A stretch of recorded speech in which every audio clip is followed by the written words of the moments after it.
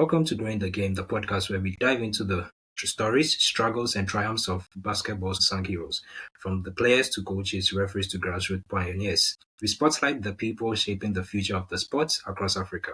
Today, we're talking about a critical but often overlooked role in basketball, officiating. We are likely to be joined by Ref Yann Vezo Davidson, one of the African most respected basketball referees who has worked at FIBA, AfroBasket, BAL, and many more. Welcome, Rev Davids. Thank you. Today, we want to discuss the reality of officiating in Africa, how young referees can break into the industry, and the future of African basketball officiating. So, to dive in straight, we want to look at your personal journey and experience on the African continent. My first question would be, what inspired you to become a basketball referee, and how did you get started in Africa? So why?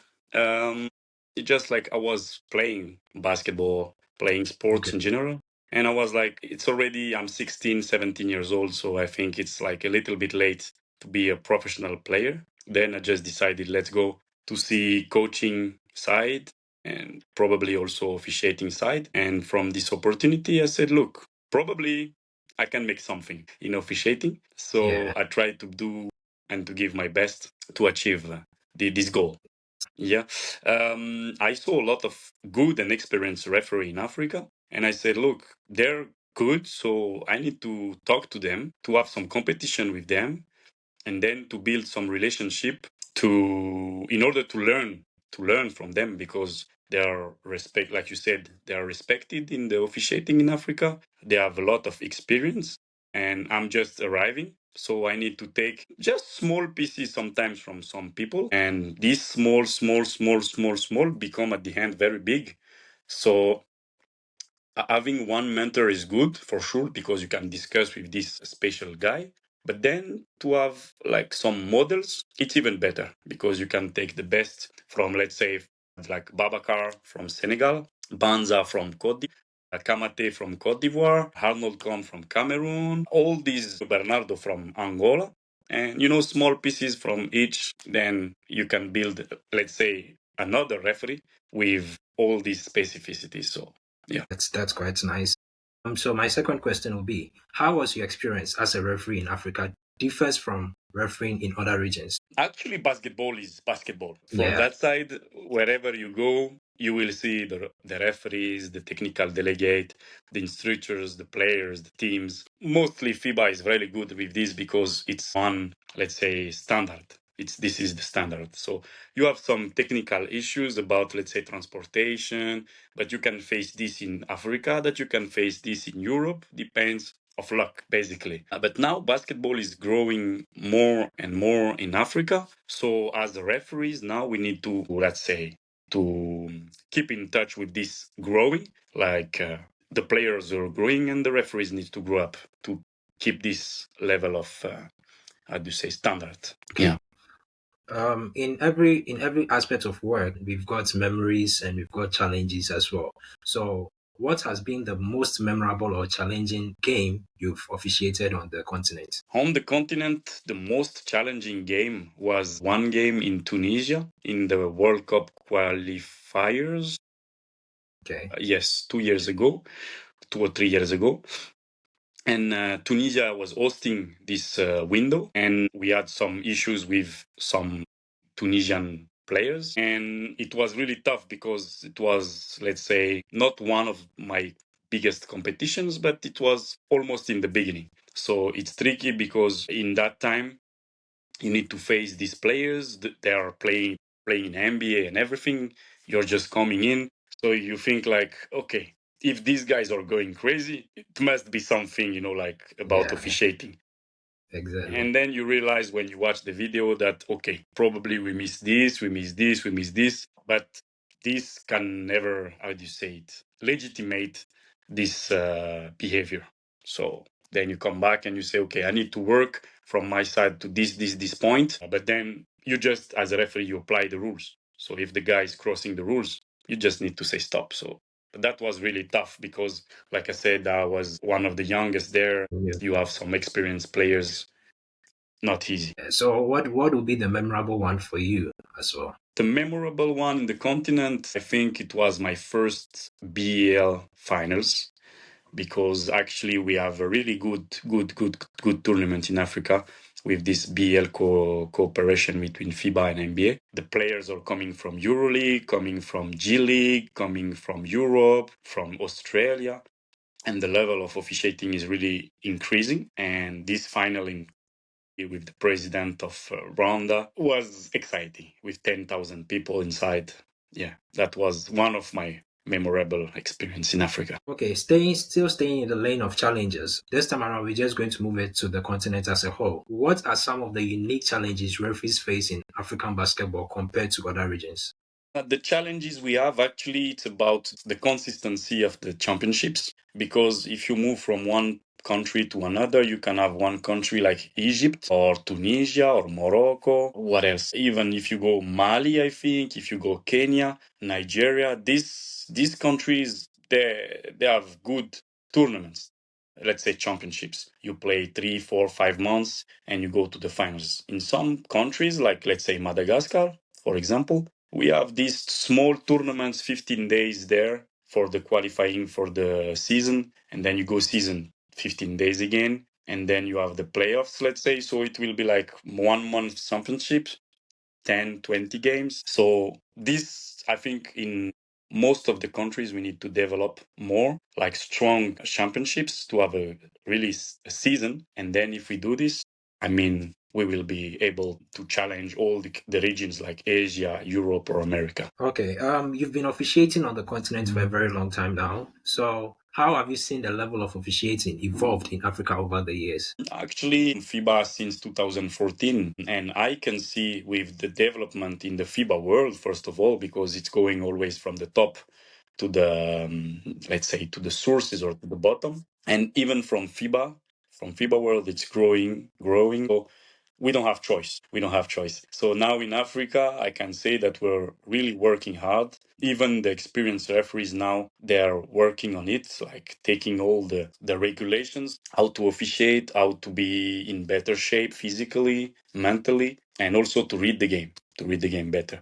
And from my side, with this BEL now is starting next 2 months, the season 6 of BEL. Like really, we have a really strong now officiating in Africa. The instructors also they're working very hard. So in some years, I think when we will be structured enough, we can compete with all the regions. That's nice. Talking of structure, what structural barriers in terms of training, resources, and exposure exist for referees in Africa, and how can they be overcome? And now we have Maturin, who is from Cote d'Ivoire, who is the head of officiating in Africa. He has been elected, I think, now even just 1 year or more than 1 year. And we have this guy now who is leading the program, the referee program.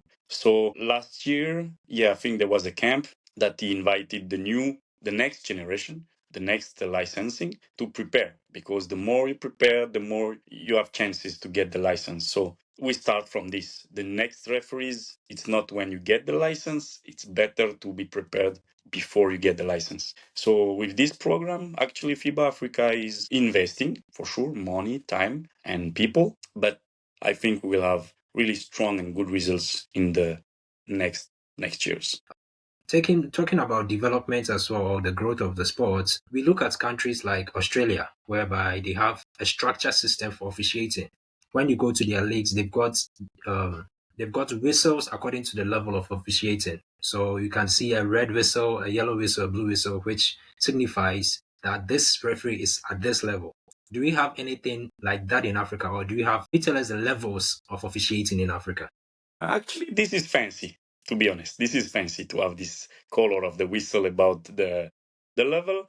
I'm not so open to this, I mean, because then on the same game you will have one with pink whistle, the one with red, the one with green. Then the people will talk to the green because this is the most experienced referee. They will accept all his calls, but the guy with pink, they will say this is a new guy. I'm not so open with this because now you stigmatize. I think this is the name. So I mean, it's not so good. It's fancy, but officiating and basketball talking, I'm not so open. But actually, we have this in FIBA. We have the elite program that you are 40 referees in Africa over the 120. So this is the first step. if you go elite, you're part of the top referees in Africa. And then you have this championship, let's say U16, U18 Afro basket, and then depends where you go. You can basically say like, okay, this guy is in the beginning, this guy is more experienced, and it makes more, in my opinion, it makes more sense. Like, okay, not in the same game. If you put these colors, it's not so good. I understand you perfectly well. Let's look at the opportunities that officiating presents, or the development opportunities that officiating presents on the African continent. What pathways exist for young Africans who aspire to become professional referees? I mean, the first step is to be a strong referee in the country. Let's say Madagascar, if you are one of the best, it will go, like this guy is now our best referee in Madagascar, in Guinea, in Senegal, whatever. Then we have also this camp from NBA. They are doing some camps during the BL, first of all. So every time they have BL, we have a local clinic for the local referees. We have also Basketball Without Borders. So all these opportunities, you have these webinars from FIBA, from whatever, NBA and everything. I just want to tell them, if you want to grow as a referee, take all these opportunities. Not even just the face-to-face, every webinar, every video you can watch, all the games you can watch on YouTube also, because in Africa, most of the tournament we share on YouTube. So whatever, just go watch the game, share some videos, join the webinars, go to the clinic face to face, talk to the people, the referees, the instructors, and build, how do you say it, a business. It's relationship. So the more you get connections, the more it will be easy now if you need to go to the top. Still staying on the same topic or the same pathways, then aside of the webinars, the summits, or any of programs that comes in annually from tournaments or are being organized because of the Basketball with Others or BL, are there any other training programs in Africa? And what more can be done to develop talents? And this is now, to the federation's hand. The more your federation is involved with the program, the more you can have strong referees going out. So FIBA is working on the continent, but then if the federation locally is not so active, I mean, you will still face some problems, because FIBA cannot work on, I don't know how many federations we have in Africa, 40 something. It's impossible. They cannot work for all the countries. They can work globally. Like this, I said, they take all the best from the countries for this camp with maturing to prepare the next generation. But this is their first step. They cannot go under. Okay, there are some referees, some instructors like Leslie Cherubin from Mauritius. He is doing some camps, also some training with FIBA, going locally. But still, it will never replace the invest and the program made by the federations. That's clearly said, and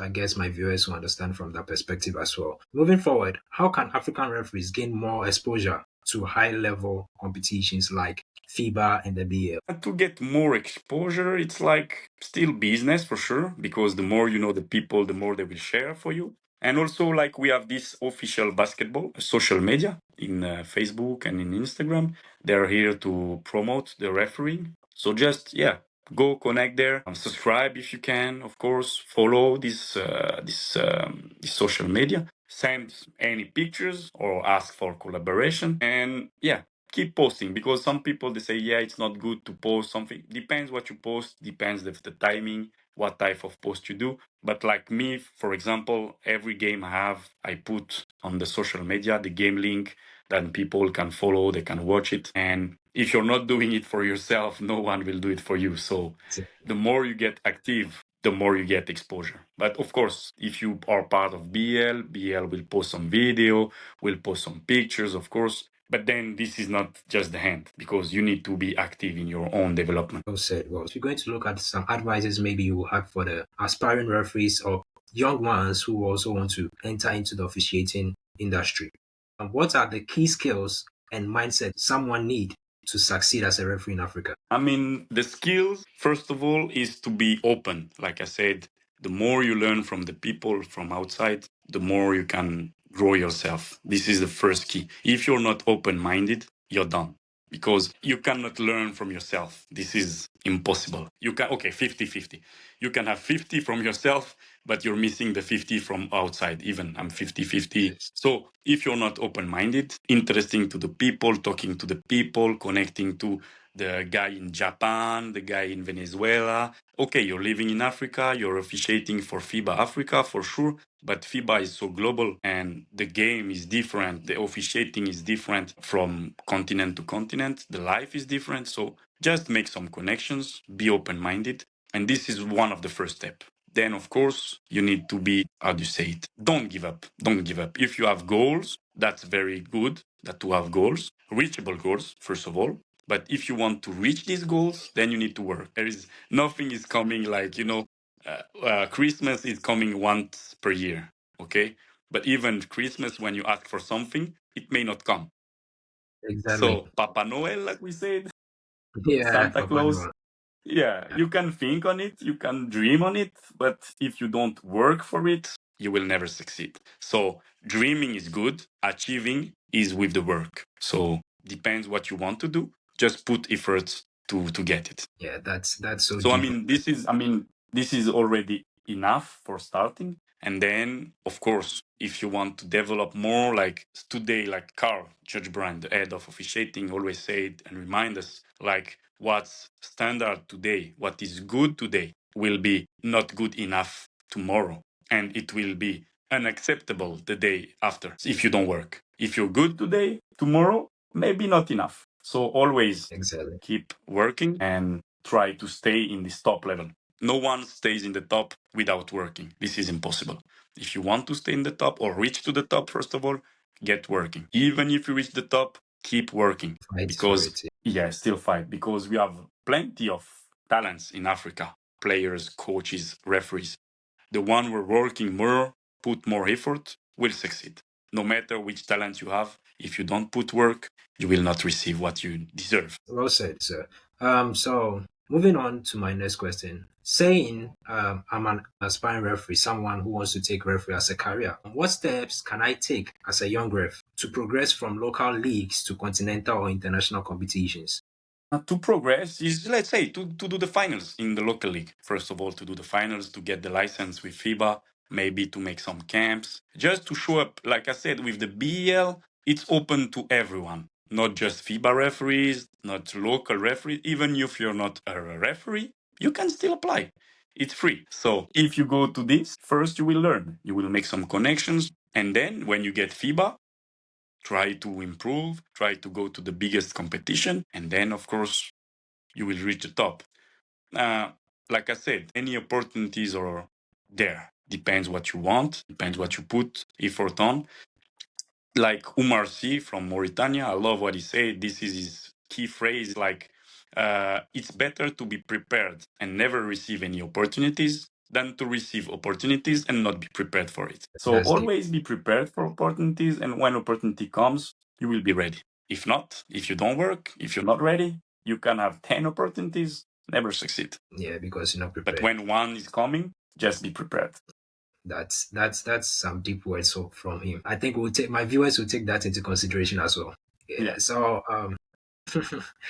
I normally ask this question most of the times. We growing up as young kids or as people in the community, we all have mentorship. As you said, you had mentors which you look up to. So how important is mentorship in refereeing, and how can an aspiring referee find the right mentors? Actually, FIBA Africa is working on this mentorship. Like they asked me, Jan, would you want to be a mentor? What this, how do you say it? This competencies that need a mentor, like let's say a good mentor, because you can be a mentor. This is easy. Everybody can be a mentor. The most important is to be good mentors, like to help the people to grow, to help them to reach to the top. Because one day I will retire, and I want more and more good referees to be there when I will not be there, when I will stop, when I will quit. So this mentorship is really essential, really important for the next generation because, like I said, I learned from the best, from the most experienced in Africa. Now probably I'm part of the best ones, but it never comes like, coming from Papa Noel. Every time you need the most experience, the most to share, to give. And believe me, this mentality as a mentor, the more you share, the more you learn. Because okay, the people will learn from you, but you will also learn from them because you will discuss, you will debate, you will talk, and then, oh, finally, I forgot about this, but this guy reminds me about this. And then he asked me a question. I'm not really sure about this answer. Let me check in the rule book. Let me check with the colleagues. And then discussing from one to one, everybody's, it's a win-win. Like I said, it's a win-win. The mentor is winning, and how do you say, the training is also winning. Always be ready to give because you will receive. You will receive for sure. That's quite nice. I think I also need a mentor now. I think if is it okay for me to take you as my mentor?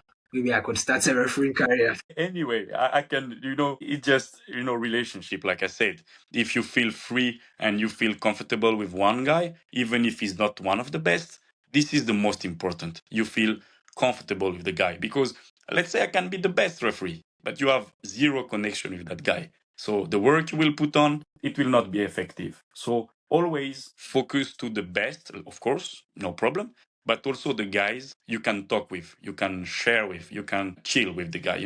If it's just I want to be with the guy because he's the best, but I don't want to work with him, it's better not to do it because it will not be productive. Thank you for that aspect as well. And let's move to the impact and future of African basketball officiating. Let's see, we want to see the impact that officiating has had on African basketball and the future that is going to create for us.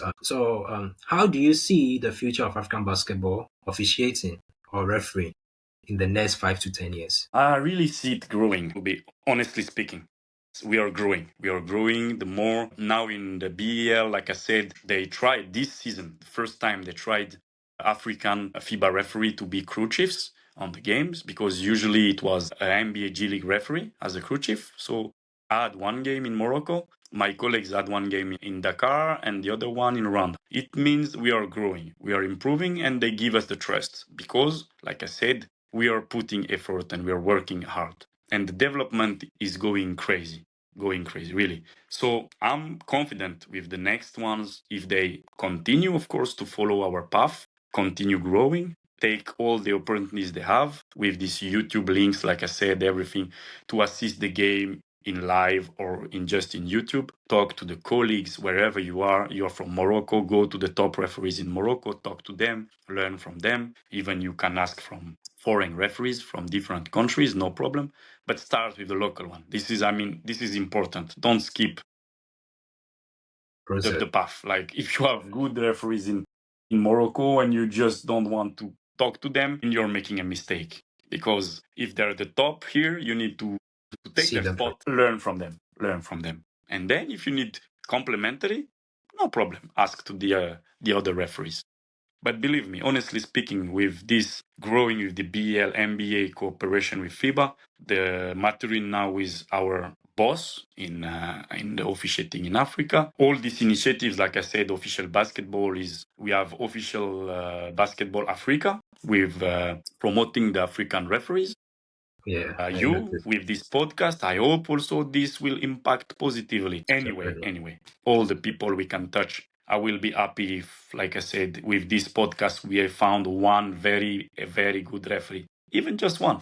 I will be happy because it means we put some work still from work to the talent to the development. So I believe that all these initiatives are important. Exactly, exactly. Moving from the growth in the future of refereeing in Africa, in one thing Africa lacks is working towards the grassroots or working from the grassroots level. Because we all know for something to succeed, the grassroots is very important. We need to build from the grassroots before we get to the apex. But what role do referees play in growing the game at the grassroots level in Africa? I mean, you said rules, huh? The roles referees play, not the rules. Roles. Yeah, Roles. Yeah. In the grassroots. Yeah. It's important, like I said, to have this more experienced referee to help also in this grassroots. That's why they work in the NBA, actually. A part of the pipeline for going to the G League, you go to grassroots, then you go to elite and everything. But you have every time, how do you say it? The experienced referees from NBA, from G League coming there to evaluate, to help, to teach, to give some advice. if you go in there to learn, just be open-minded and learn from them. The role is important because, like I said, these guys from these grassroots will be the next in the top. They just need to put the work and be ready to learn. Moving on to my last question for the day. If you could change one thing about basketball officiating in Africa, what would it be? If I can change one thing, tough question. If I can change one thing, I would say it's going better and better. It's going better and better. But for the officiating perspective, I mean the growing, because this is the most important for this topic today, the growing of the referees. Exactly. The chance I didn't have. And now it's better. I mean, when you start officiating, you're new. So Exactly.